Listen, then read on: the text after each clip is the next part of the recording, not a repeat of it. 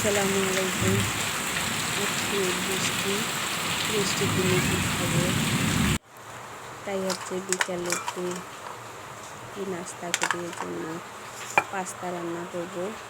Pasta রান্না করার জন্য এখানে আলু নিয়েছি 4টা, পুঁই শাক নিয়েছি, বরবটি নিয়েছি 2টা, আর মটরশুঁটি।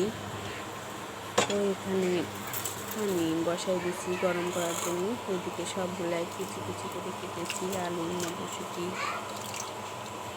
বরবটি ভালোভাবে ধুয়ে নিয়েছি। এবার ফুটন্ত গরম পানিতে সবজিগুলো দিব সেদ্ধ হওয়ার জন্য। ভালোভাবে সিদ্ধ করে নিব। এদিকে পেঁয়াজ নিয়েছি 2টা, রসুন 1টা, মরিচ নিয়েছি। তো এবার পাস্তা দিব। সবজিগুলো প্রায় সিদ্ধর পথে, তো পাস্তাটাও সিদ্ধ হতে একটু সময় লাগবে, এজন্য পাস্তা দিলাম। পাস্তা দিয়ে একটু ভালোভাবে নেড়ে চেড়ে দিচ্ছি যাতে না লাগে। এদিকে পেঁয়াজ, রসুন, মরিচ কুচি করে কেটে নিয়েছি। তো পাস্তার সাথে একটু নুডলস দিলেও ভালো লাগে, তাই আমি 1 প্যাকেট নুডলস নিয়েছি, মিনি ব্যাগ নুডলস।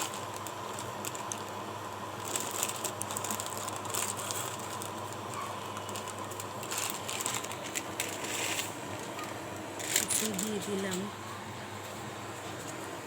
এরপর ভালোভাবে সেদ্ধ হওয়া পর্যন্ত অপেক্ষা করব। যখন বলদ আসতেছে 5-6 মিনিট ধরে সিদ্ধ করব। তো পাস্তা সিদ্ধ হয়ে গেছে। এখানে একটা কড়াইতে তেল নিলাম। তেল দিয়ে মরিচ, পেঁয়াজ, ভালোভাবে ভেজে নিয়ে লাল লাল করে ভেজে নিয়ে এই পাশে পাস্তাগুলো কাঁচি দিয়ে ভালোভাবে ধুয়ে নিচ্ছি ঠান্ডা পানি দিয়ে। এরপর পেঁয়াজগুলো ভালোভাবে ভেজে নেব। তো এখানে লবণ দিলাম। লবণটা আমি পেঁয়াজেতে দিই, তাহলে ভালোভাবে মিক্স হয়। এরপর পাস্তাগুলো দিয়ে দিচ্ছি।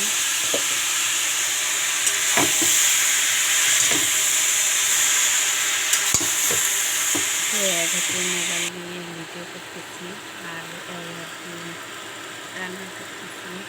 এখানে একটু মশলা দিলাম, তারপর সয়া সস, টমেটো সস দিব।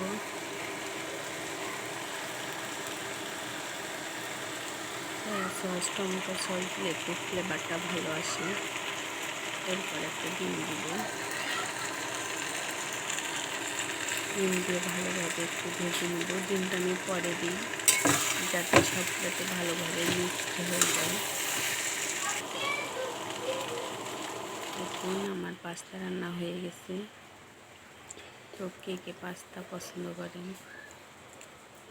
সবাই কমেন্টে জানাবেন। আল্লাহ হাফেজ।